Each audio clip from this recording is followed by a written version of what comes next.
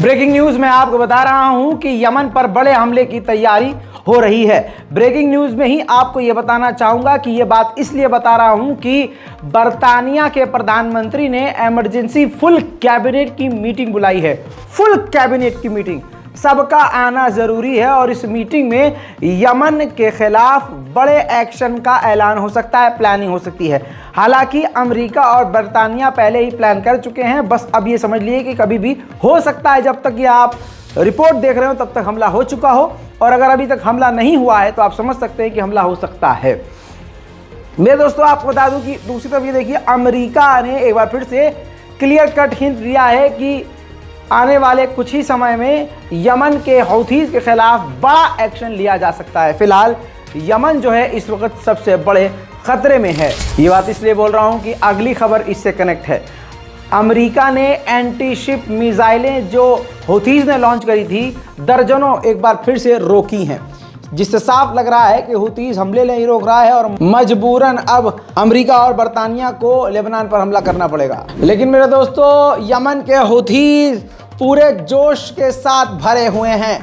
Yemen के हौथीज के leader ने कहा है कि अमेरिका का कोई भी हमला जवाबी कार्रवाई के बिना नहीं जाएगा। अगर अमेरिका एक भी हमला करेगा तो हम हर हमले पर उसका पलटवार करेंगे। गाजा में मौत के आंकड़े बढ़ चुके हैं, 23,500 लगभग ऑन रिकॉर्ड मौतें दर्ज हो चुकी हैं और 60,000 से ज्यादा कैजुअल्टीज हैं। उधर 79 यानी 79 फिनलैंड के मेंबर ऑफ पार्लियामेंट और लॉ मेकर ने हस्ताक्षर करके एक लेटर दिया है अपनी सरकार को, जिसमें उन्होंने पछतावा जताया है और कहा है कि हमें काफ़ी खेद है, पछतावा है कि हमारी सरकार ने इजराइल के आतंकी हमलों का विरोध नहीं किया और हमने उसका साथ दिया है। वहीं मेरे दोस्तों, जर्मनी ने ऐसा कांड कर दिया है जिससे इजराइल तिलमिला सकता है।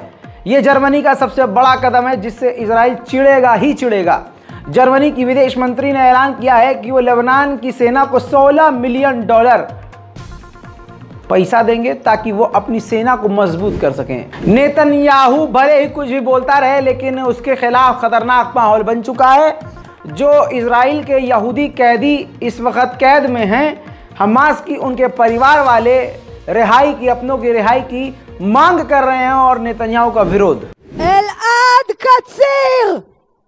אלעד אהוב, זו מאיה של דן. רום ברסלבסקי, זאת אימא, נשמה שלי, אני סומכת עליך שאתה חזק. תהיה חזק בשבילי, רום. רום! עידן! זה עמרי אח שלך! עידן שטיבי!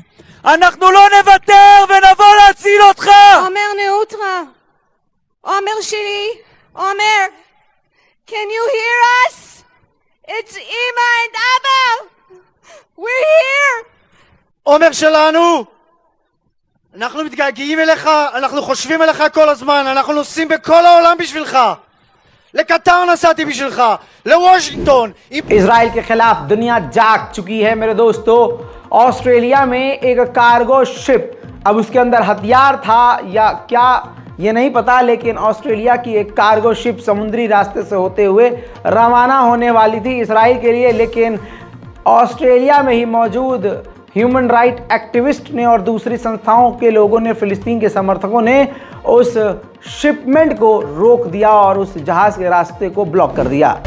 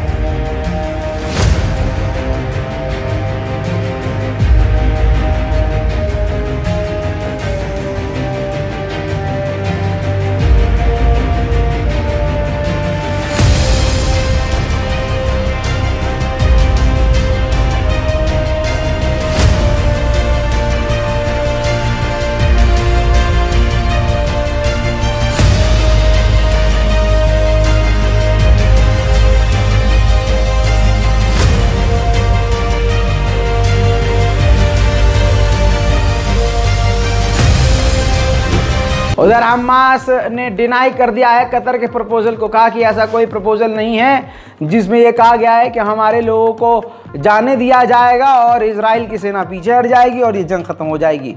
हम वैसे भी इस एग्रीमेंट से राजी नहीं हैं। मेरे दोस्तों, इजराइल की जो सेटलरों की मिनिस्टर है, यानी जो फिलिस्तीनियों की ज़मीन को छीनकर उन पर बसते हैं, उनकी भी नेता है।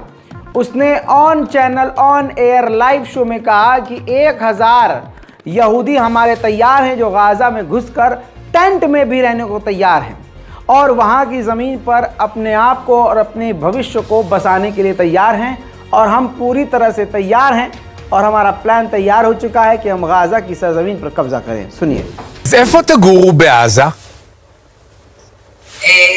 נראה, לפי מה שאפשר יותר מהר. גם כשעברנו לשומרון, בהתחלה חשבתי על אלקנה וראיתי שגרעין אלון מורה יותר זריז, אז עברנו לכאן, לאלון מורה, שהיום זה קדומים. אבל קראתי ש70% מהבניינים בעזה נחרבו. עלולה להיות לכם בעיה למצוא מקום. איך אומרים? יש גבול לציניות. א', אני מוכנה לגור גם באוהל, כן. ב', נשארו בבתים, ג', אפשר לבנות במהירות. ו1,000 איש יבואו איתך? יותר מ1,000. רק התחלנו בהרשמה, ממש כמה שבועות התחלנו בהרשמה של משפחות, ולמעלה מ300 משפחות. האמת היא שעכשיו כבר הרבה יותר. 300 משפחות זה היה בשבוע שעבר. ואנחנו מאוד מאוד רציניים בעניין. बात अगर इजराइल की जुल्म की करें तो सिर्फ फिलिस्तीन के इलाके में इजराइल ने 7 अक्टूबर से अब तक वेस्ट बैंक के एक छोटे से इलाके में 343 लोगों का कत्ल कर दिया है। सारी दुनिया से दबाव बनने के बावजूद नेतन्याहू ने कहा कि हम अपने सेल्फ डिफेंस के लिए खड़े हैं और सेल्फ डिफेंस का हमें अधिकार है और दुनिया की इन तमाम खतरनाक आतंकी ताकतों से हम आखिर तक लड़ते रहेंगे। वहीं अमेरिका ने पूरी तरह से इजराइल का एज यूजुअल साथ देते हुए व्हाइट हाउस के स्पोक पर्सन ने कहा है कि ऐसा कोई सबूत नहीं मिला है जिससे साबित हो कि इजराइल वॉर क्राइम कर रहा है गाजा में। So what are your thoughts? What's your perspective on the International Court of Justice in The Hague now taking up South Africa's call for some kind of action? We think that that's just meritless and it's counterproductive. And as we've said many, many times, there's absolutely no indication that Israel is involved in genocidal actions at all. Now, again, I want to stress over and over again, one civilian casualty is one too many. We don't want to see any. And we recognize that many, many thousands have been killed, many more thousands wounded, hundreds of thousands displaced from their homes. We recognize the humanitarian crisis that's going on in Gaza. But the Israeli Defense Forces are not waking up every day, rolling out of the rack, putting their feet on the floor and saying, hey, let's go wipe the Palestinian people off the face of the map. That's genocide, and that's not what's happening. You know who does have genocidal? उधर Germany और Hungary ने अपनी असलियत दिखाई है। आपको बता दूं, जर्मनी और हंगरी ने जो यहूदी कैदी हमास की कैद में हैं उन तमाम लोगों के लिए अपने अपने देश की नागरिकता अप्रूवल कर दी है और पासपोर्ट भी इशू कर दिया है। सुन के झटका लगा? आसान कर देता हूं। इजराइल के वो तो नागरिक हैं ही, उनके पास इजराइल की नागरिकता है जो हमास की कैद में है, लेकिन जर्मनी और हंगरी ने भी उनको नागरिकता दे दी है। अब ऑटोमेटिकली वो हमास की कैद में होते हुए इजरायली कैदी अब वो हंगरी के भी हो गए हैं और जर्मनी के भी हो गए हैं। अब जर्मनी और हंगरी फुल अपने नागरिकों के तौर पर इनके लिए आवाज़ उठा सकते हैं और लड़ सकते हैं। अब एक चीज़ और क्लियर हो गई कि ऐसे ख़तरनाक माहौल में उनको नागरिकता क्यों दी है। इससे साबित ये होता है कि पहली बात तो ये इजरायली है ही नहीं, ये विदेशों से यूरोप से आके फिलिस्तीन में बसे हैं ज़मीन की लालच में, और आज यूरोप के देश उनको जो कैद में है यहूदी नागरिकता दे रहे हैं ताकि अपने देश का इनको बताकर स्टैंड ले सके इनके लिए अंतर्राष्ट्रीय लेवल पर। उधर इजराइल के जर्नल ने एक्सेप्ट किया है इजरायली टीवी मीडिया के सामने और कहा है ऑन एयर कि इजराइल को यानी हमारी सेना को हमास से डील करनी चाहिए और तुरंत इसी वक्त हॉस्टेज की अदला बदली कर लेनी चाहिए, क्योंकि ऐसा बिल्कुल नहीं लग रहा है कि हम जीतेंगे और हालात सही हैं। बहुत तनाव है और ये टकराव काफ़ी नुकसान दे रहा है इजराइल को।